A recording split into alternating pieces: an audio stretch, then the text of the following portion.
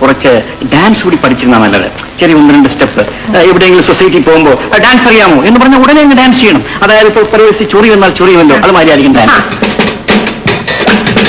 Dance മാനത്ത് പറക്കണ കാക്കനെ പിടിച്ചിട്ട് മറിച്ചിട്ട് കൊത്തണ കാക്കേ ക്രൂരൻ കാക്കേ കൂടവിടെ. മാനത്ത് പറക്കണ കാക്കനെ പിടിച്ചിട്ട് നെരിച്ചിട്ട് മറിച്ചിട്ട് കൊത്തണ കാക്കേ ക്രൂരൻ കാക്കേ കൂടവിടെ.